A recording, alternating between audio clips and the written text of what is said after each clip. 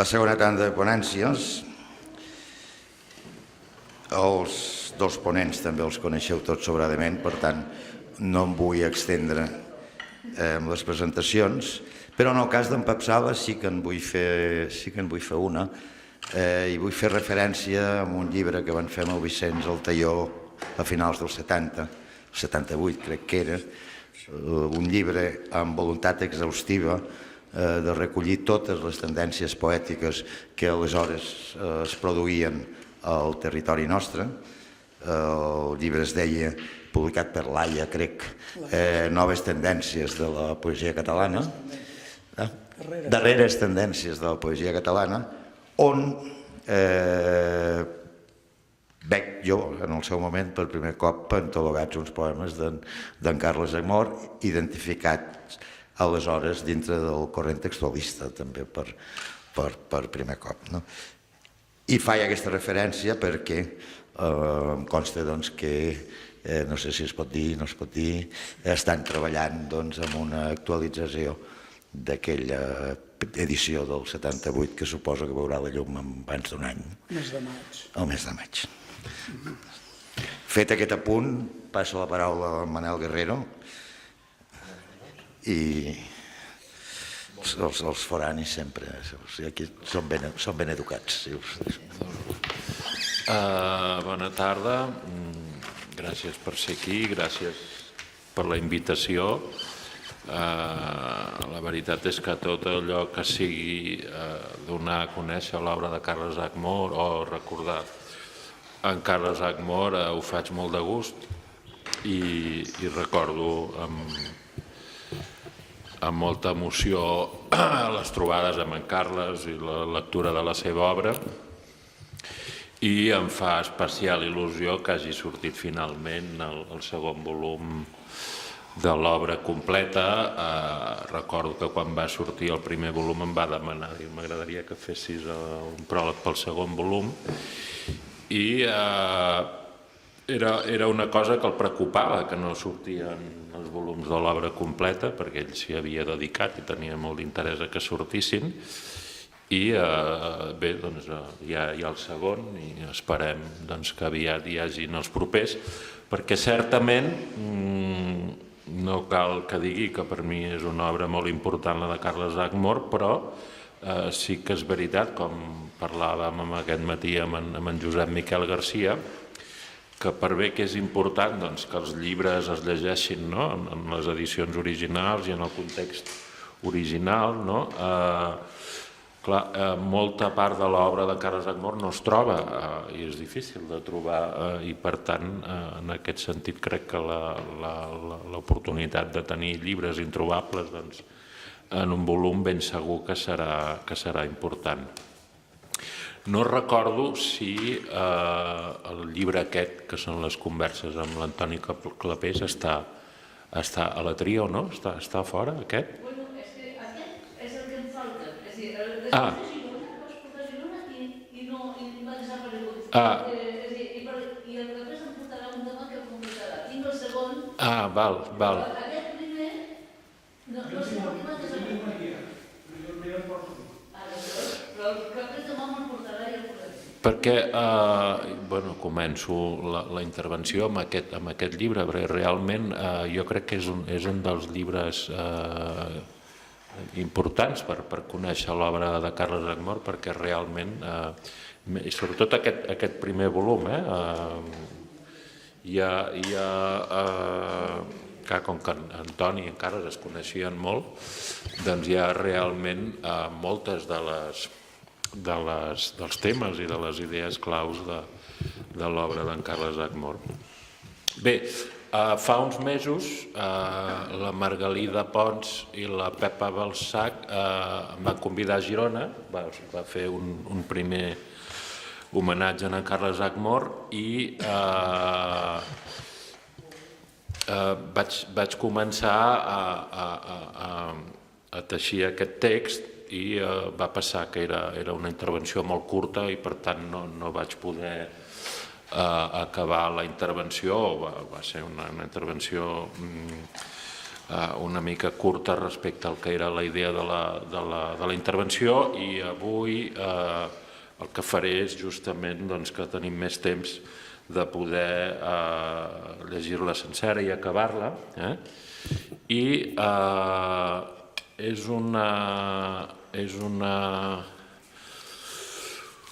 reflexió sobre la idea de no saber. No saber, entre aquests conceptes múltiples que la Margalida ha posat en circulació. Ara veig que l'amic Josep Maria parlarà del nihilisme creatiu, i el no saber per mi és molt important en l'obra d'en Carles, perquè realment ell tenia una veritable obsessió per no repetir-se, per no acabar amb un estil, per no acabar com un autor fàcil d'encasellar, i tenia l'obsessió que cada llibre fos molt diferent de l'anterior. I un dels principis o de les idees claus per això jo crec que és el no saber, com la idea de recomençar, d'intentar d'una banda oblidar tot el que hi havia, la tradició popular, la memòria, la tradició literària, la tradició artística, però alhora començar i retornar a agafar el fil des d'un altre lloc. Bé, com que la tinc escrita, us aniré llegint el text. Espero que us agradi, que no us faci massa pesat. Comença, el títol de la intervenció és Carles Ackmore i el no saber. No mor qui mor. No mor qui mor, que si no m'erro és un vers de Foix, ho he de revisar, d'alguns dels poemes dels 11 Nadals. No mor qui mor. Diu en Carles Ackmore, en art, que és d'aquí del llibre aquest que parlàvem, de les converses amb Toni Clapés. Diu, en art, en poesia, de fet, no hi ha viatge. O és un viatge cap a enlloc, o la terra, la Pepa dirà que és la terra de Mallalussa, o cap a l'inconegut, Es fa camí en caminar. Si sabéssim què vindrà després d'un pas que fem, ja el faríem, el pas següent. Si sabéssim a on anem amb el nostre art o poesia, ja hi seríem. Que tot és art i que tot és poesia, no pas que tot ho pot ser, sinó que tot ho és, per mi ja és una evidència.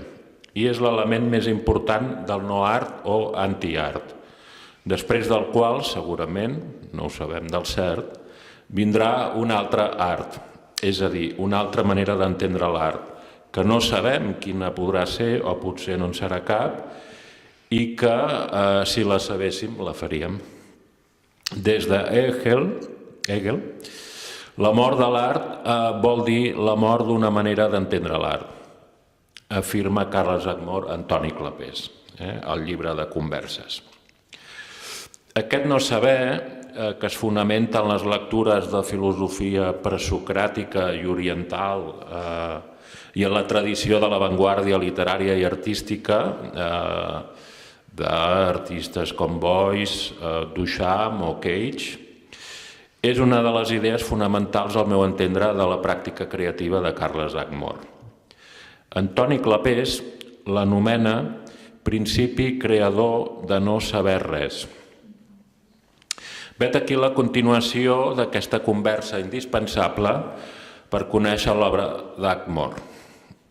I aquí reprodueixo la continuació d'aquesta conversa.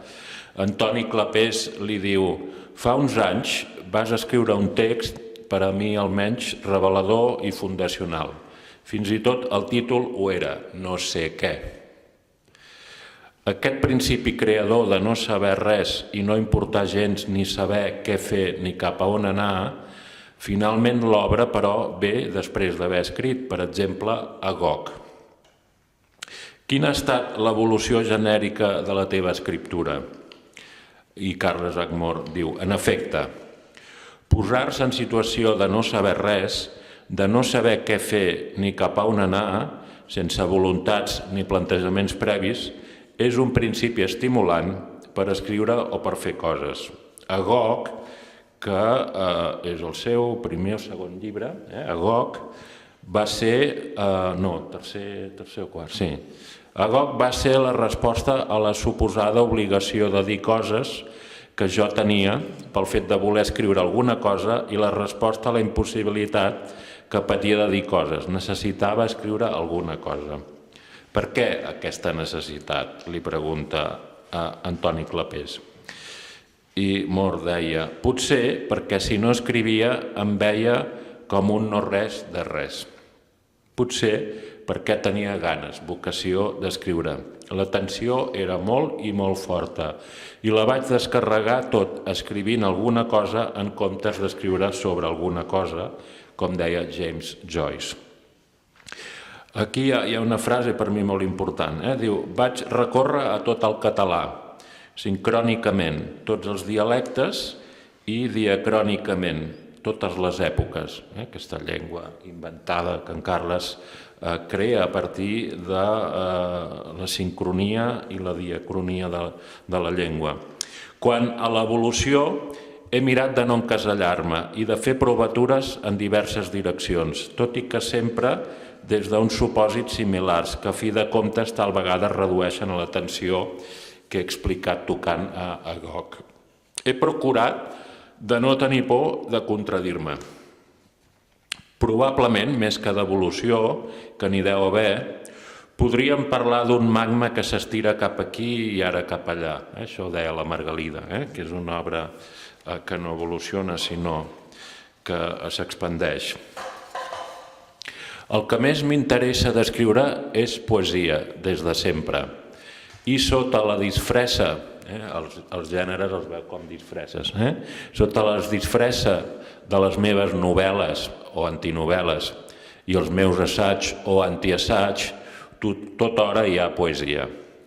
Pel que fa als texts i articles sobre art, literatura, música, etc., m'agrada molt d'escriure perquè m'ajuden a pensar i a entendre a fi de poder despensar i desentendre. La teoria no ha deixat mai d'interessar-me.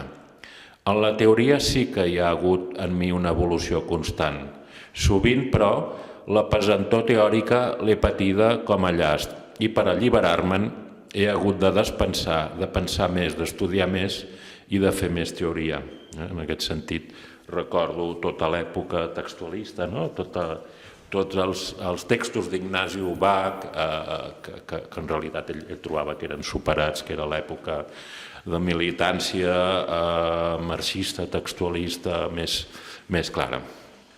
Així doncs, per Carles Ackmore, posar-se en situació de no saber res, de no saber què fer ni cap a on anar, sense voluntats ni plantejaments previs, és un principi estimulant per escriure o per fer coses. Es tracta també de la docta ignorància, de Nicolau de Cusa, del saber que no sabem res.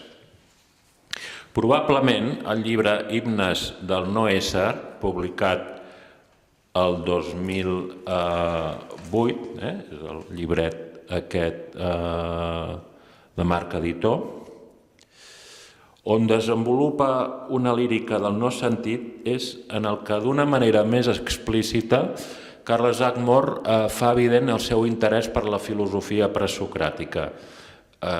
Recordeu que ell havia estudiat filosofia i hi ha un fons filosòfic molt important en tota la seva obra, que a vegades és més explícit o menys explícit, en aquest llibre ho és molt. Vet aquí uns dels poemes dels himnes del no ésser. Per no arribar a no saber que no sabem res, cal no saber, desaprendre tot allò que no ens pot fer arribar a no saber, que no sabem res, perquè despensar no és pas no pensar, i el buit no existeix, i doncs no pot ser el no res ni la negació de l'ésser. Ara, com sabem, aquest no saber, aquesta voluntat de no dir, ja és present d'una manera clara en la seva poesia des de molt abans dels himnes del no ésser. Així, per exemple, en 3 poemes prou coneguts del llibre Fer Safó del 2001. I són 3 breus poemes de Carles Agbor que ell acostumava a recitar força. El primer és poema H. Aquest poema no vol dir res i tanmateix ja ha dit massa. El segon és Nil. Amb el poema present no es tracta pas de fer cap oferta cultural, ni de desensopir els consumidors de cultura, en la qual aquests cerquen menys espiritual. Es tracta de no res. I encara, no res, i no hi ha res que sigui fals. L'objectiu és no consolidar res. Certament, alguns d'aquests 3 poemes ens poden recordar les maneres de la poesia quotidiana de Joan Brossa, que és un autor ben present en l'obra d'amor. Ara bé, pel que fa al no saber, crec que un dels creadors que va interessar més Carles Agbor va ser Antonín Artaud. I, de fet, Artaud és un dels autors sobre els que Mor basa l'escriptura del seu assaig o antiassaig a la despintura del jo, el seu primer gran assaig, que justament va guanyar el Premi d'Assaig Joan Fuster el 1977, el premi d'assaig més important de la literatura catalana, del pensament en català. Hi ha un poema ben significatiu d'Artaud que pertany a un dels seus grans llibres finals, com és Pour en finir avec le jugement de Dieu, que és aquest llibre, que és la famosa conferència que va censurar, que no es va arribar a llegir, tota que està enregistrada i que s'ha editat enregistrada. El text de l'encàrrec de l'emissió radiofònica enregistrat el 28 de novembre del 1947, l'any abans de morir, que no va arribar a retransmetre la radiodifusió en francès. Vet aquí el poema. Aquí us llegiré una mica aquest poema. El meu francès no és aquí, sí, la Natàlia el llegiria molt bé. Vols llegir una mica d'Artaud? Sí, va, vine. Que així canviarem de veu i serà... Ah, també.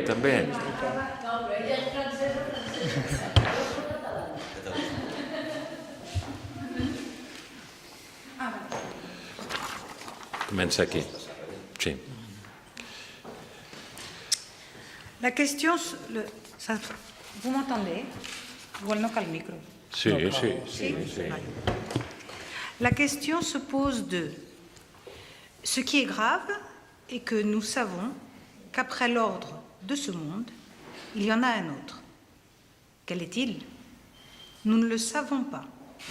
Le nombre et l'ordre des suppositions possibles dans ce domaine est justement l'infini. Et qu'est-ce que l'infini? Au juste, nous ne le savons pas. C'est un mot dont nous nous servons pour indiquer l'ouverture de notre conscience vers la possibilité démesurée, inlassable et démesurée. Et qu'est-ce au juste la conscience? Au juste, nous ne le savons pas. C'est le néant. Un néant dont nous nous servons pour indiquer, quand nous ne savons pas quelque chose, de quel côté nous ne le savons, et nous disons alors conscience du côté de la conscience, mais il y a 100 000 autres côtés. Et alors, il semble que la conscience soit en nous liée au désir sexuel et à la faim. Mais elle pourrait très bien ne pas leur être liée. On peut dire, il y en a qui disent que la conscience est un appétit, l'appétit de vivre. Et immédiatement, à côté de l'appétit de vivre, c'est l'appétit de la nourriture qui vient immédiatement à l'esprit. Comme s'il n'y avait pas des gens qui mangent sans aucune espèce d'appétit et qui ont faim. Car cela aussi existe, d'avoir faim sans appétit. Et alors, l'espace de la possibilité me fut un jour donné comme un grand paix que le ferait. Mais ni l'espace, ni la possibilité, je ne savais au juste ce que c'était. Et je n'éprouvais pas le besoin d'y penser. C'étaient des mots inventés pour définir des choses qui existaient ou n'existaient pas, en face de l'urgence pressante al darrere. d'un besoin. Celui de supprimer l'idée et son mythe, et de faire régner à la place la manifestation tonnante de cette explosive nécessité, dilater le corps de ma nuit interne, du néant interne de mon moi qui est nuit, néant, irréflexion. Mais qui est explosive affirmation qu'il y a quelque chose à quoi faire place. Mon corps. Et vraiment le réduire à ce gaz puant, mon corps? Dire que j'ai un corps parce que j'ai un gaz puant qui se forme au-dedans de moi? Je ne sais pas, mais je sais que l'espace, le temps, la dimension, le devenir, le futur, l'avenir, l'être, le non-être, le moi, le pas moi, ne sont rien pour moi. Ja s'acaba. Mais il y a une chose qui est quelque chose, une seule chose qui soit quelque chose, et que je sens à ce que ça veut sortir. La présence de ma douleur de corps, la présence menaçante, jamais lassante de mon corps. Moltes gràcies.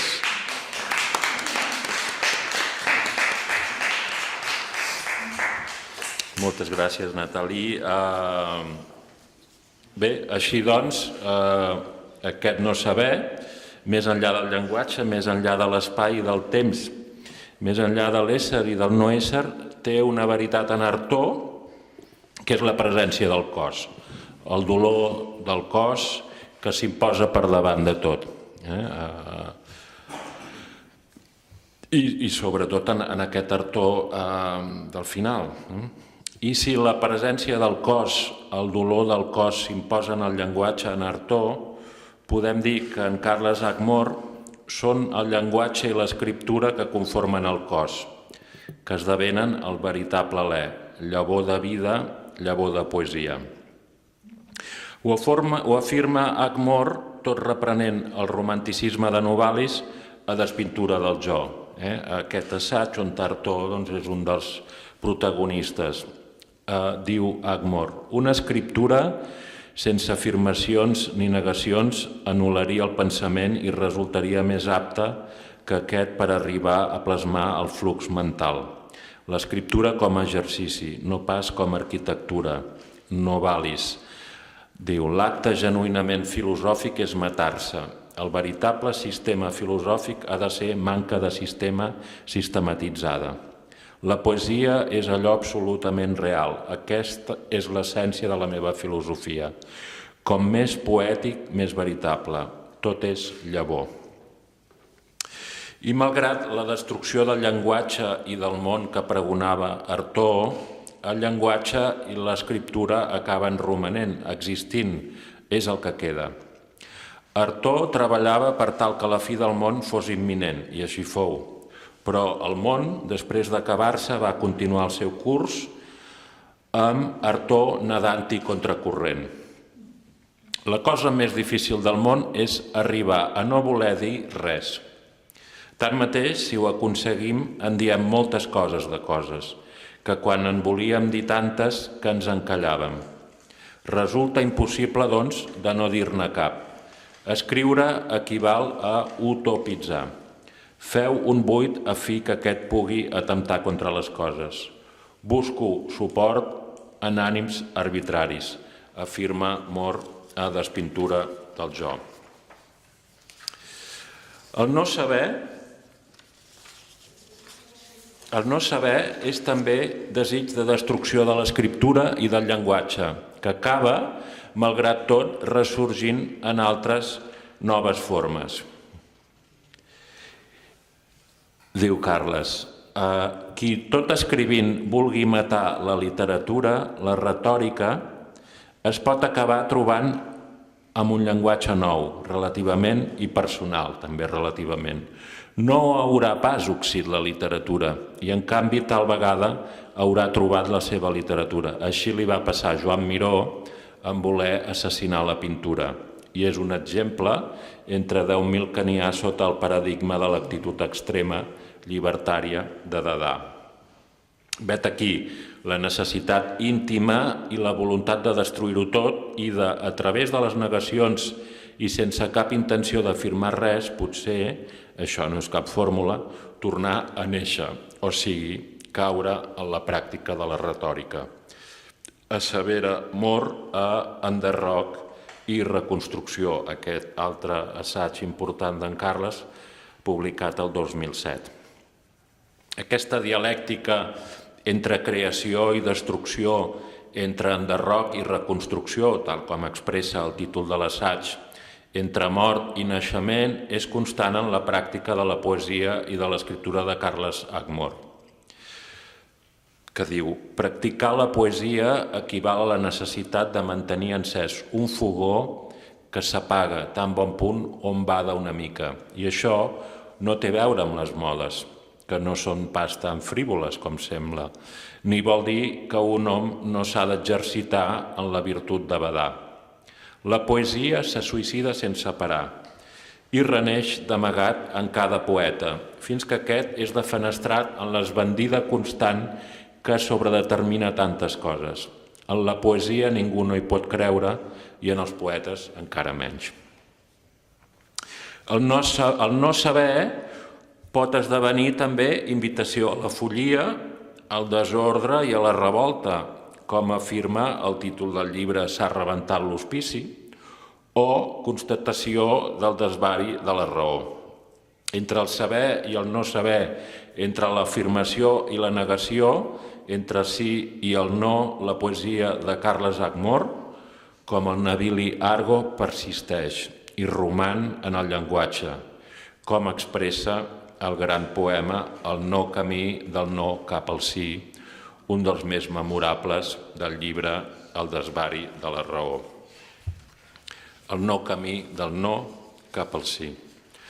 Per l'oceà poètic inconscient, on el sí es converteix en no, el Navili Argo navega, sense cap altra causa que el seu nom, sense més identitat que la seva forma, sense altre rumb que el seu propi esdevenir, i tant és així que en realitat no navega enlloc, perquè aquella seva mar no és sinó ell mateix, que fet i fet tampoc no és, car la seva existència només fora probable en la metàfora, la qual no existeix en el seu no temps de no vaixell, no anclat per consegüent ni en el no esdevenir, i precisament per això és la nau de l'anihilació que cal abordar amb la seguretat que no pot arribar a cap port, que no és altra cosa que el tu desballestat pel jo, de tu.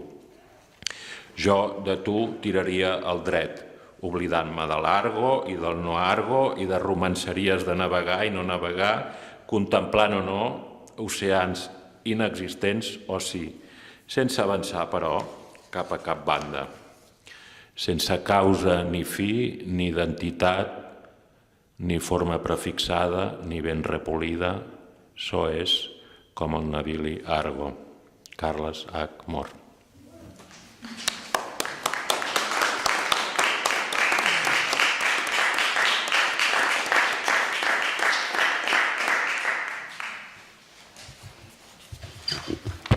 Pep Sala, quan vulguis.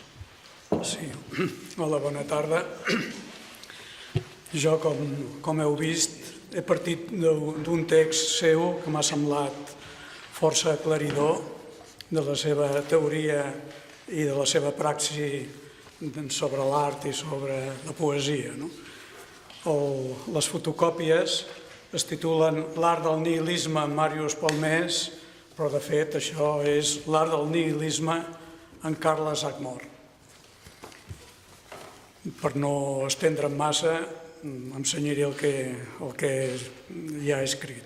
Diu: a la jornada sobre el problema de la realitat, simulacre, frontera i intimitat, que es varen celebrar a la Sala del Tron del Museu d'Art de Girona els 3 primers dies del mes de desembre de 1994, Carles H. Moore va presentar L'art del nihilisme en Màrius Palmés i al costat de les altres reflexions dels que hi intervingueren sortí publicada el mes de juny de l'any següent, l'any 95. Tot explicant els conceptes del seu heterònim Màrius Palmés, El text esdevé en la seva brevetat una explanació molt clara i resumida dels principis artístics que varen guiar Agmor al llarg de la seva trajectòria.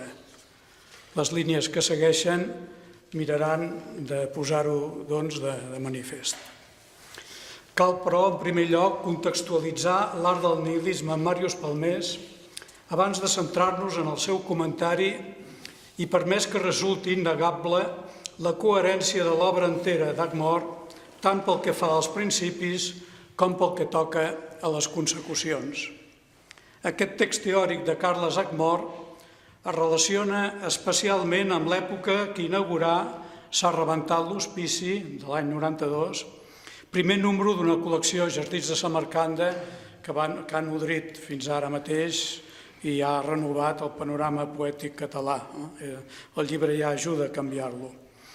A favor d'un art sense sentit, ja aleshores, inicis dels anys 90, Agmor començava a desenvolupar la idea i la pràctica de la paraparèmia, com entre altres textos Palesen i Poseptimi paraparèmic o La Torna. Tanmateix, per raons cronològiques i conceptuals, l'art del nihilisme en Màrius Palmés trobarà el seu correlat poètic més pròxim en el Desvari de la raó, on podem llegir en una altra formalització, no gaire allunyada per l'hibridesa de què parlava abans la Margalida Pons, en una altra formalització allò que el text en prosa afirmarà teòricament. De fet, no eren ni seran gens rares, tot al llarg de la seva carrera literària, les coincidències entre la poesia de Carles Agmor i la seva tasca assagística. Per exemple, si al Desvari de la raó llegim qualsevol discurs comporta l'abús de la seva institucionalització a una pràctica subversiva, Mor havia escrit qualsevol discurs comporta la seva institucionalització. En tot cas, les semblances entre el pensament del text llegit a Girona i el llibre de poemes coetani són força manifestes. Així, en un lloc diu, per exemple, els filòsofs tiren pel dret arran del següent postulat foraviat del bisbe Berkeley, i cita Berkeley, la gran aberració filosòfica és l'afirmació de l'existència de realitats externes a l'esperit. En l'altre, en el Desvari de la raó, llegim, en aquest sentit resulta paradigmàtica la posició del bisbe Berkeley, el qual sostenia que la més gran aberració filosòfica rau en l'article de fe de l'existència de realitats externes a l'esperit, quan la realitat no existeix. A fi de comptes, capgirar tots els conceptes usuals en l'àmbit de l'art i de la literatura, allò que Agmor anomena les paraparèmies i que revolta contra tota mena i casta de dogmes, és una constant tant en els versos com en les declaracions teòriques del poeta, sota el resguard o la intempèrie del nihilisme que proclama. També el Desvari de la raó, per no cercar més lluny, fa de bon trobar veritables professions de la seva fe contrària a la simplificació del logos. Només una mostra contra l'equilibri. Bellíssimes i escapçades amb mostrallos guineceus a còpia de cops de cap anul·ladors del principi de causalitat, les paraparèmies destaroten la causa primera, la qual entra així en oposició sistemàtica amb si mateixa i trenca les oracions del jo, a desi ara vestit del no jo, de nosaltres encoberts del jo, del no jo que fa de jo. La base triangular que sosté la poesia de la modernitat i queda d'aquesta manera qüestionada. Vull començant pel referent, per la realitat o la cosa, seguint pel llenguatge, trenca les oracions, com diu ell, i tot acabant per la destrucció del jo i, doncs, del jo poètic, la identitat convertida molt probablement en una superposició de màscares. Ho revelarà des del mateix títol la despintura del jo. Tot plegat pareix haver de desembocar en una impossibilitat de dir, perquè el nihilisme manaria el no res i el silenci. En canvi, Pel que fa a la teoria i la pràctica poètiques de Carles Ackmore, i el cito, la negació permanent, feta sempre amb un caire personal i d'esquena al seny, du cap a un excés del llenguatge. Al cap i a la fi esdevé un acte de rebel·lia contra els poders que volen imposar justament el silenci i que converteixen el llenguatge en soroll. Ackmore ho va palesar diverses vegades. El cito, no camino pas vers cap poètica del silenci, sinó de l'eloqüència del llenguatge. Es tracta no pas de callar, sinó de no voler dir. I ho raona així.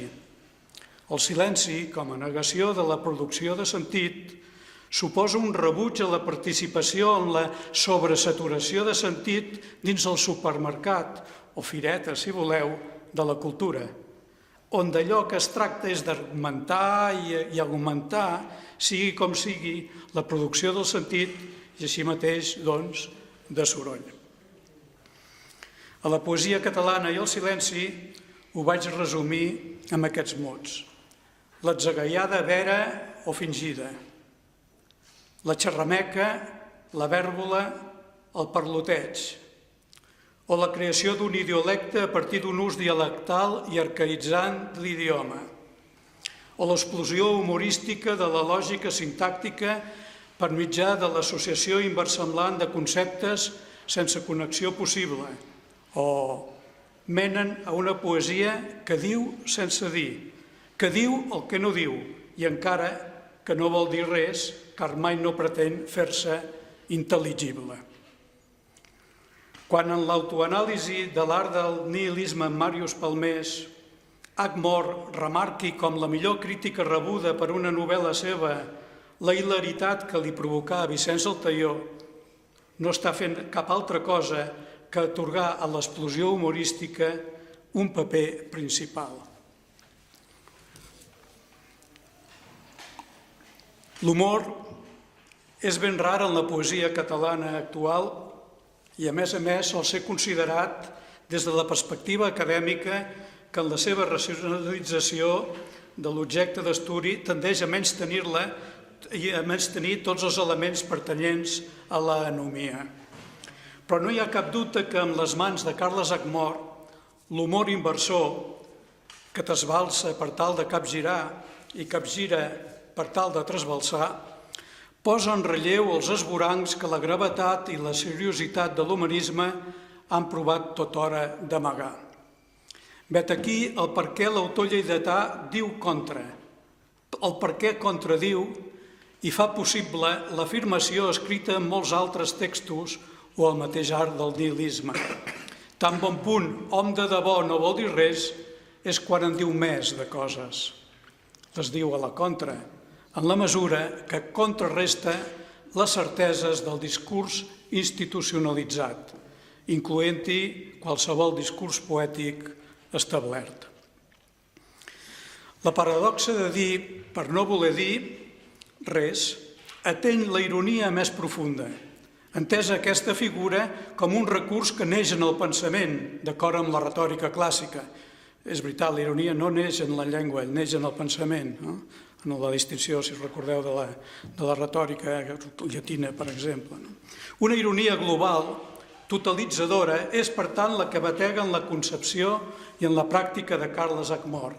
El cito, perquè si bé, com adverava Hegel, la filosofia és el món al revés, l'art i les lletres són la filosofia al revés i amb el món ja perdut de vista. I en això, en la filosofia al revés i amb el món perdut de vista, penso que rau l'entrellat de la literatura i l'art nihilista que practicà i glosà Màrius Palmés, final de la seva citació.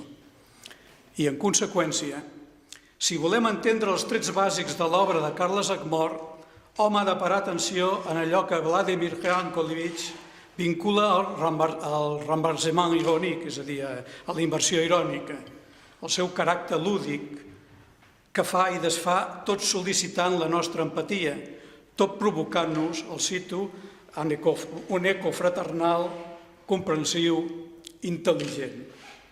Per això, aquest llegir des de la inversió dels valors tradicionals pot ser definit com a nihilisme, malgrat que l'autor mateix en el text que dedica al seu heterònim Màrius Palmés, qualifiqui la negativitat de la seva escriptura com a vitalista.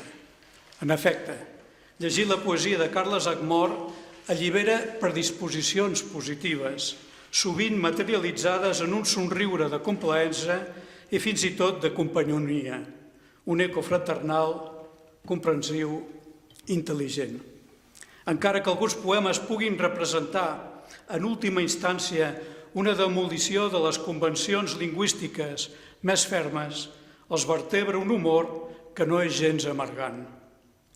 Per tant, no pot estranyar gens ni mica que el nostre autor fonamenti el seu enderroc i reconstrucció, que han citat tant en Margarida Pons com en Manel Guerrero, títol d'un llibre que intenta de ser precisament metàfora de la seva personal dialèctica, d'aquesta associació lliure que fa entre conceptes en principi oposats. Jo dic com ho fonamenta el nostre autor, el seu enderroc i construcció, en un parell de suports. L'un, i ho diu en aquest text que us he passat, l'un de caràcter intel·lectual i l'altre d'origen popular. Per un cantó, recolza la seva obra en la filosofia existencialista de l'absurd, que remet en darrer terme a la psicoanàlisi i a l'actitud de l'avantguarda. Però per l'altre cantó la sosté en, el cito, la cultura del carnaval rabelassiana en versió però nostrada i ponentina i amb un emblema mediterràniament nihilista. La força crítica i anorreadora de l'humor de l'autor lleidatà s'assenta, doncs, sobre dos llegats de procedència ben distinta. L'ou com balla, que d'altra banda és el títol d'una obra molt coneguda de Joan Brossa, fora un exemple de la poca soltada que hi nia de vegades. L'humor permet diversos registres, alguns de caire més profundament o superficialment lúdic i d'altres amb voluntat més pregonament transgressora. No cercar cap sentit i jugar amb l'idioma possibiliten un poema com ara Sofonies de l'ou com balla, que tanca el recull El desvari de la raó i que fa així: dansa de la mort i lletania ejaculatòria, porta de tum i enciclopèdia popular, epifania del no-res i epopeia del desig, tragèdia ontològica i paraparèmia suprema. Cal matisar, però, que valdament trobés recolzament en la tradició avantguardista, Carles Ackmor nega en l'art del nihilisme en Màrius Palmés i ratifica en altres avinenteses que la seva obra fos d'autora directa del dadaisme, corrent que no va considerar sinó com un estímul alliberador entre d'altres.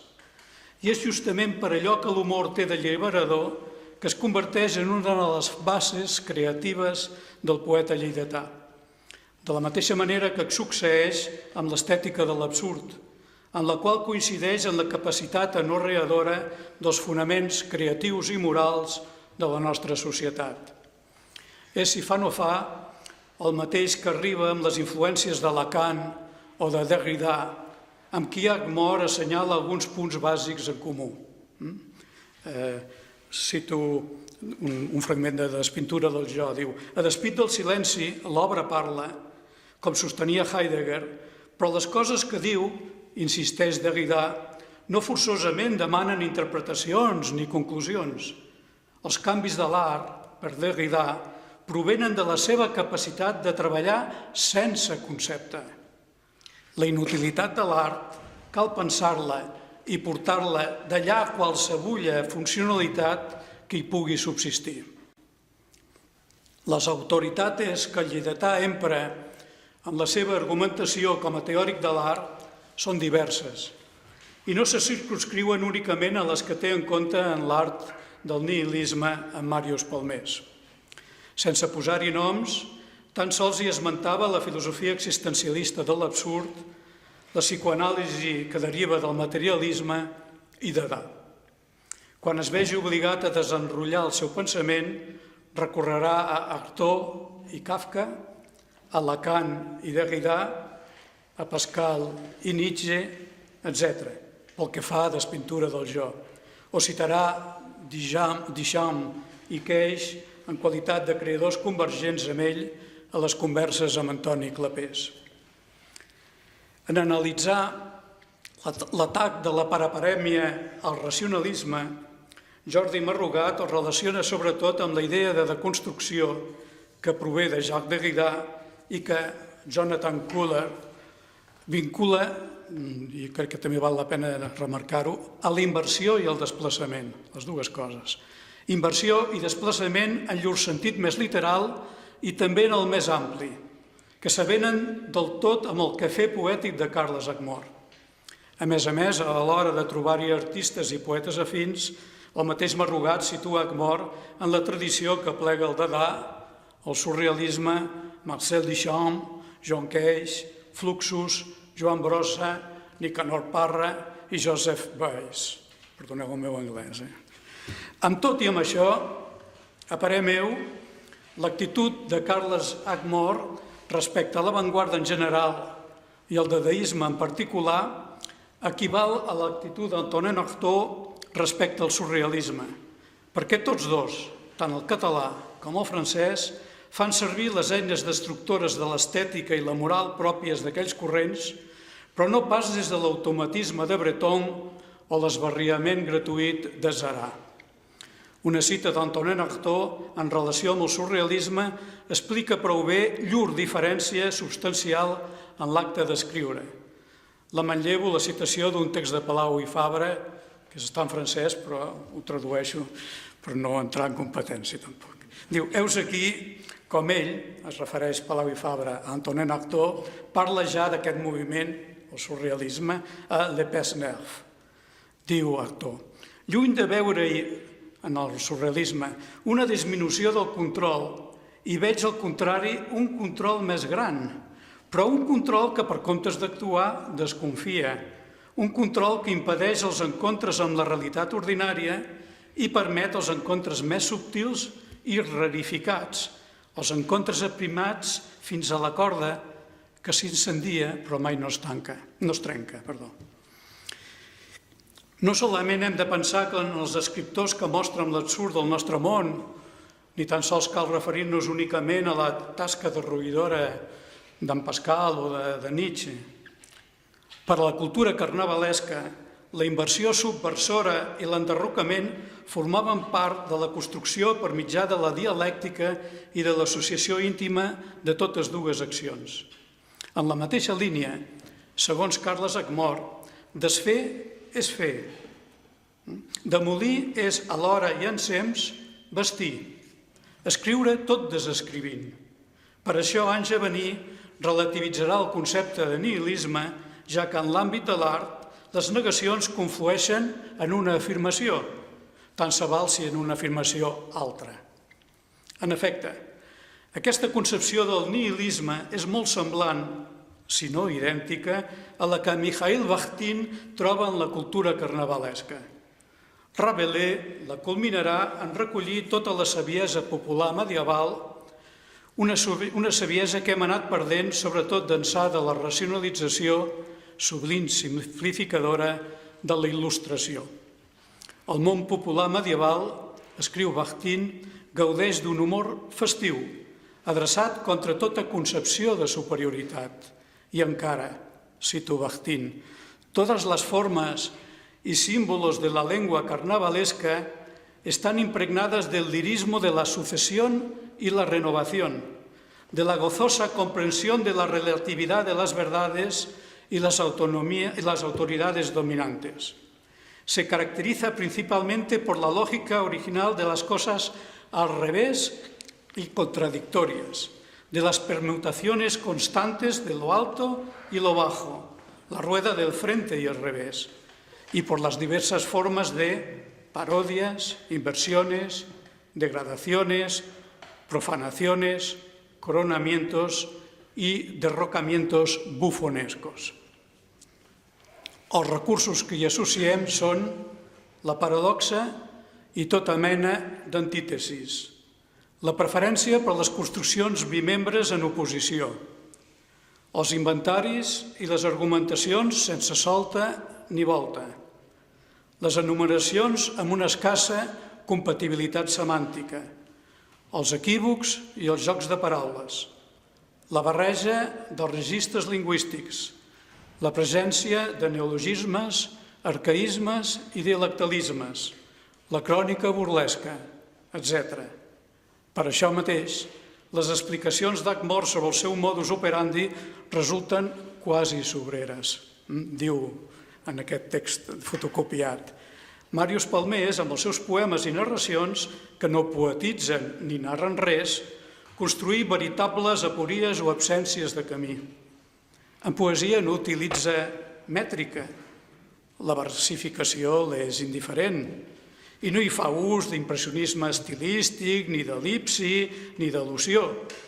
No hi ha suggestió, ni símbols, ni trops, ni imatges, i no cal dir-ho, no caigué pas en la debilitat d'expressar ni de comunicar res. En les seves, diguem-ne, narracions, ell s'estimava més d'anomenar-les texts. No s'hi pot trobar versemblança, ni psicologia dels personatges, ni crescendo, ni intriga, ni res que s'assembli a un relat convencional.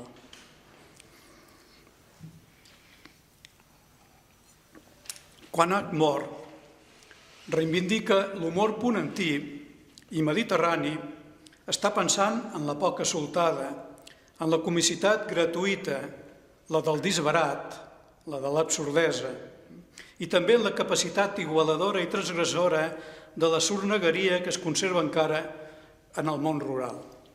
No sinó el darrer reducte de l'agudeza i arte d'ingenio, que cerca entre els objectes trobar-hi una correspondència inèdita, segons Baltasar Gracián.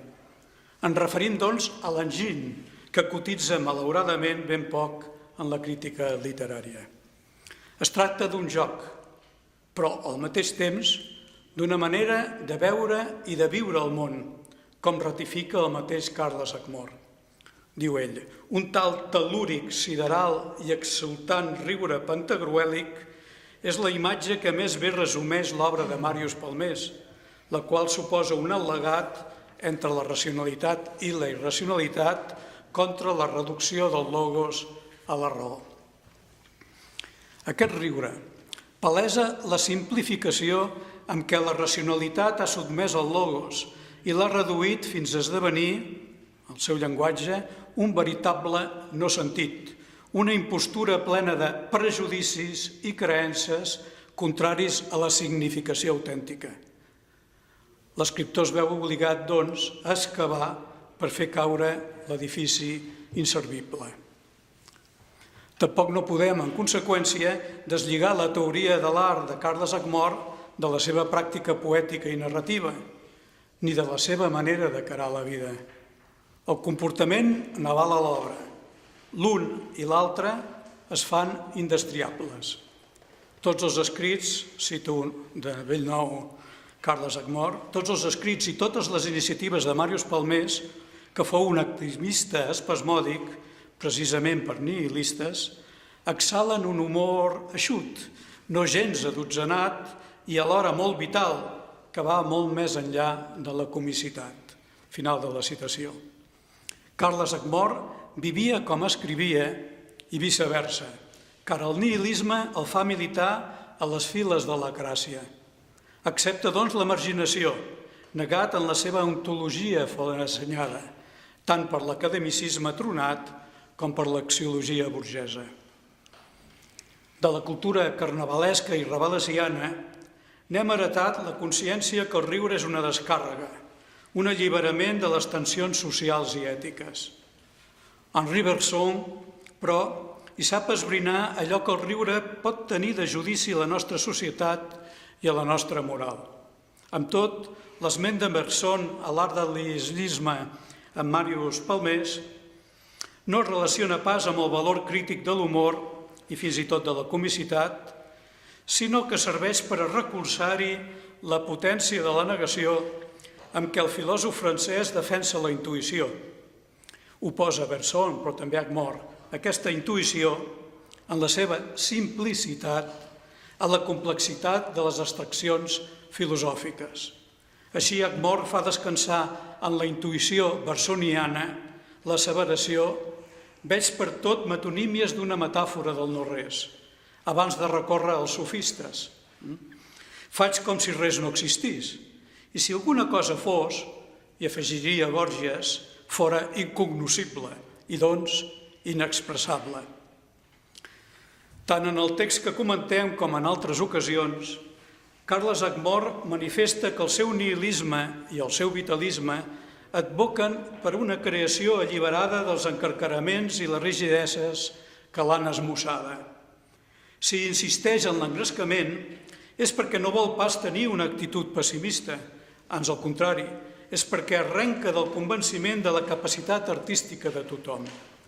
Quan al·ludeix al seu humor com no gens adotzenat, està subratllant que concep el seu treball, i el cito, amb exigència i exactitud, mirant de no caure en la rigor, que ell tradueix com a rigor mortis.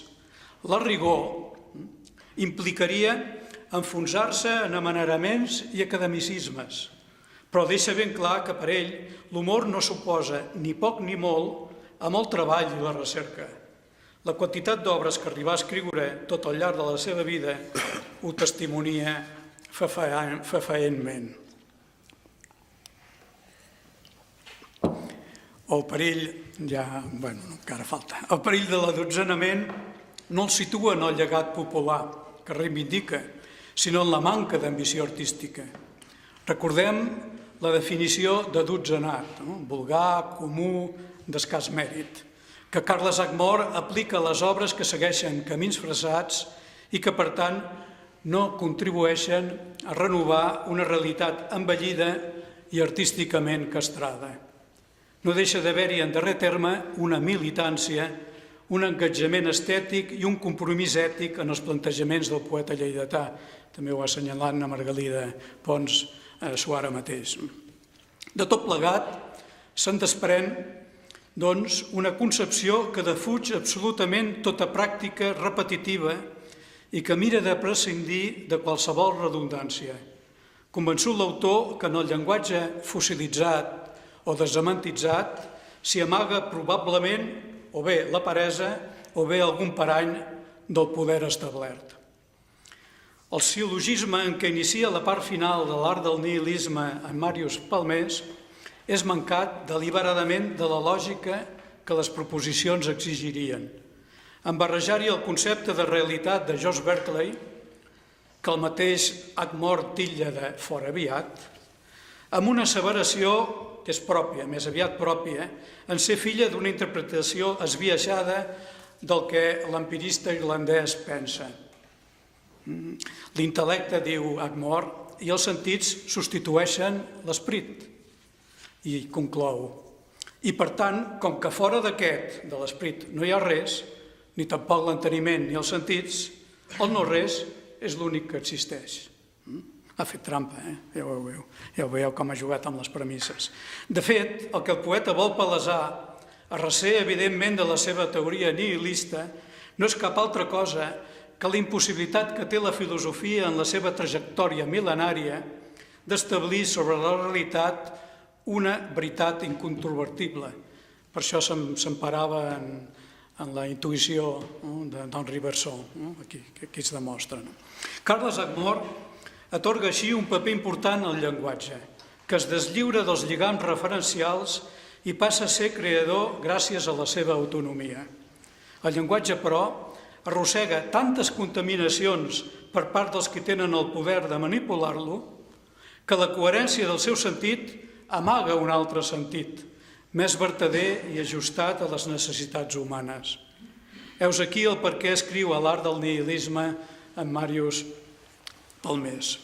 Cito: «I si bé no tenia més remei que admetre que el sentit, la significació, és indefugible, considerava que això no vol pas dir que l'art i la literatura no puguin, en bona mesura, si més no, a cercar la no significació, o el no sentit, la no expressió o no comunicació, la no poesia o no estètica i àduc la no artisticitat. Ackmore està proclamant un desig de llibertat que el deslligui de la creació ben pensant com la qualificava un moment abans, perquè fonamenta la seva teoria en l'eliminació de totes les barreres estètiques que encotillen els nostres sentiments i reflexions, també per mitjà dels llenguatges artístics. Fet i fet, en el seu terrorisme contrari al racionalisme simplista, la posició del lleidatà s'assembla a la de Francis Picabia quan afirmava «l'art és un producte farmacèutic per imbècils». Carles Ackmore segueix, doncs, les petjades de les avantguardes tant en el marc general com en el quadre pràctic. Tristan Tzara havia entès que l'oració en qualitat d'expressió coherent d'un pensament, aquesta és la definició d'Aristòtil, era la columna vertebral del logocentrisme de la civilització occidental.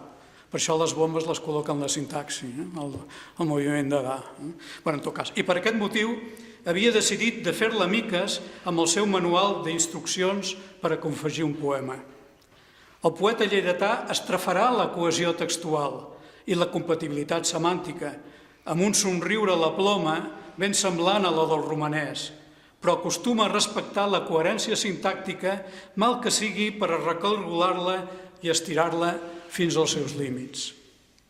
Conscient del paper que les avantguardes tingueren al segle XX a favor de la follia, el subconscient, la fragmentació, etc., Ackmore gosarà formular una tal equivalència.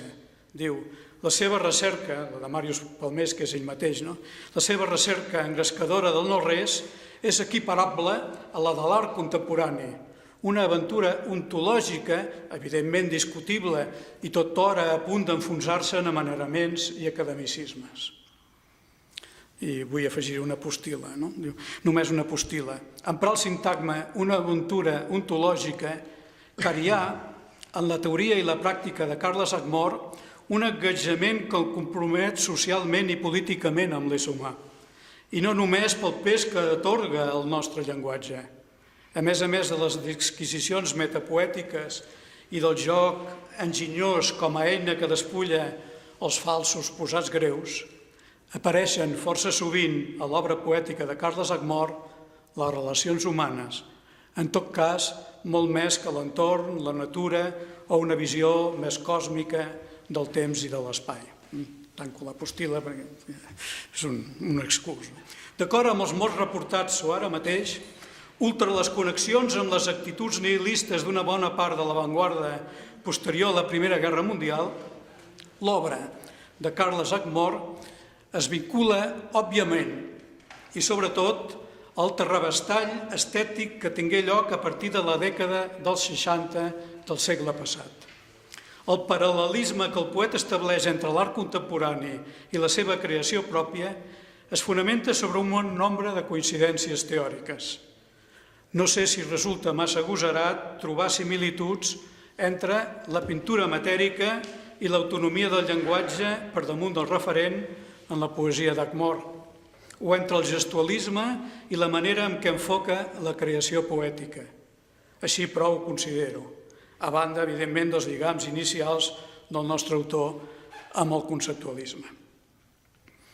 En definir els trets característics de la modernitat en el gènere poètic, Hugo Friedrich remarcava el tall creixent que anava separant la literatura de la poesia, atès que aquesta s'arrogà, cito Friedrich, la llibertat de dir tot el que l'inspiraven, tant una imaginació imperiosa com una interioritat alliberada a les mesures de l'inconscient i encara com un joc amb una transcendència que ja no es refereix a res. Se diu d'allò més amb els principis i les consecucions de la poesia de Carles Ackmore. L'esment al perill de caure en la maniera o l'academicisme en una frase tan general revela la preocupació per no enfonsar-se en la rutina, la repetició, la redundància. Contra aquest verb, enfonsar-se, Ackmore fa servir dos dels seus antònims. Escriu, en enraonada art i de literatura, la il·lògica més sofisticament enlairada s'ha d'aixecar davant la congruència, sigui refinada, sí barroera, dels assenyats. Una bona part de la teoria de Carles Ackmore ha estat bastida a partir de la negació i el capgirament, com una forma de protecció de la llibertat que garanteixi la creació malgrat les forces coercitives dels poders, tant els artístics com els polítics. S'enlaira, doncs, s'aixeca o s'alçura, com a escriptures alçurades, tot fugint de l'enfonsament que suposa tota mena de clixés i pleonasmes. Per això no s'està de recalcar una vegada i una altra el valor creador de la inversió, com farà al final de l'art del nihilisme amb Màrius Palmés. Potser cal interpretar l'ètim del verb enraonar del començament de l'oració, en enraonar de l'art i la literatura, com una legitimació intel·lectual de la raó, sempre que no la reduïm al seu aburgesament eunuc. Vet aquí el per què oposa de seguit la il·lògica a la congruència dels assenyats. Recorda tot plegat l'afirmació de Picabia, no? L'art és un producte farmacèutic per a imbècils. Que ara assenyats no hi deixa de ser sinó un sinònim relatiu d'imbècils. L'adverbi sofísticament remarca el predomini del llenguatge sobre la cosa. Damunt aquests fonaments i aquests enderrocs construeix positivament i negativament el seu nihilisme vitalista o el seu vitalisme nihilista. L'acord entre contraris, la docta ignorància, perdona, Nicolau de Cusa, que també ha citat abans en la coincidenti oppositorum de Nicolau de Cusa, però sense el sentit aquell metafísic del segle XIII. Explica un bon nombre de procediments que empra Carles Ackmore. L'haver pres en consideració la cultura carnavalesca no és pas debades. El poeta lleidatà s'hi atansa tant en l'ús de la inversió creadora com en el de l'equívoc, tant en l'humor amb què ridiculitza el poder com en la confiança en l'antítesi. Cal anar a la foscor per entendre la claror, diu ell mateix. A partir d'aquesta manera de concebre la poesia i la teoria de l'art, empra la concatenada, coherent o congruent lògica i lògica dels sofistes, perquè és el llenguatge el camp exclusiu dels seus interessos artístics. Juga, boia manyegant-les i barallant-s'hi, amb les paraules, a la recerca d'un no sentit que demoleixi les falses construccions heretades del llenguatge fossilitzat.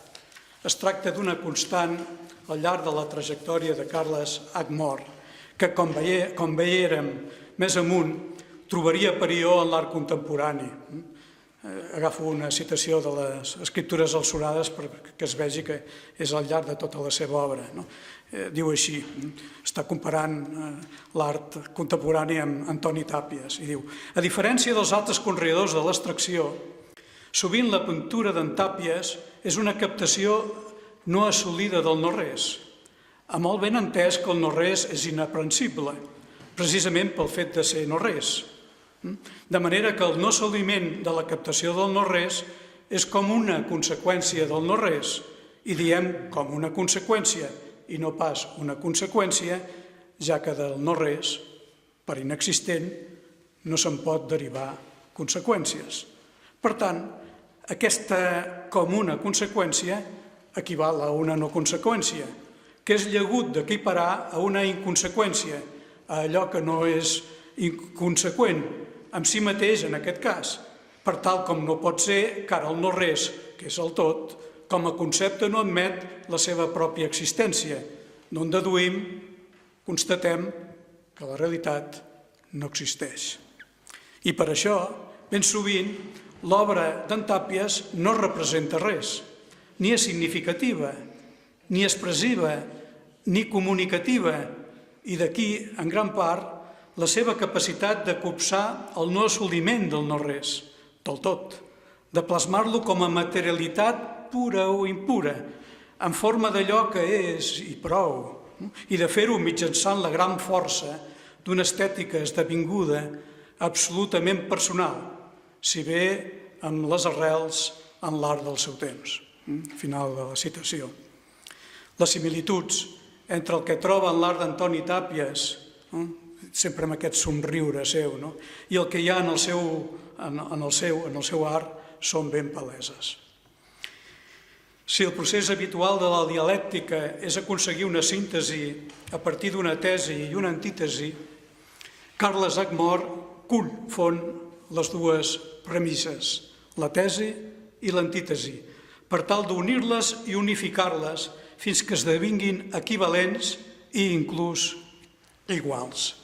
El no-res és el tot. No es fa pas per mitjà d'un procés lineal, ans el raonament, el sil·logisme, s'enreda en una espiral fins a entortolligar-se, encara que es respecti superficialment les regles de la lògica. Ignoro si Hac-Mor coneixia l'expressió fer cosifimovis, que és una expressió que vol dir fer embolics, trucs, però en avinentesa. Però se diu d'una manera absoluta amb la seva manera de capdallar el llenguatge i el raonament, i també amb la seva afició pels jocs lingüístics, embolicar la troca, per tal de dir-ho amb una altra frase feta. Comptat i debatut, les antítesis i les paradoxes que convergeixen en una equivalència o associació semàntica serveixen com a eix a tota l'explicació de l'art del nihilisme en Màrius Palmés. Verbi gràcia, el no sentit, esdevé també un sentit. Els seus poemes i narracions no poetitzen ni narren res.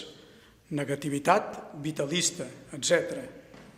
Probablement, la necessitat de gaudir d'una mateixa funció sintàctica per establir aquestes figures d'equivalència en oposició, la necessitat de gaudir d'una mateixa funció sintàctica contribueix en gran part a la coherència expressiva dels assaigs i dels poemes de Carles Hac-Mor. La distanciació que hi aporta, a més, el fet de referir-se no pas a la seva obra, sinó a Màrius Palmés, tots sabem prou bé que és ell mateix, teneix l'explicació amb un humor lleu i agradós.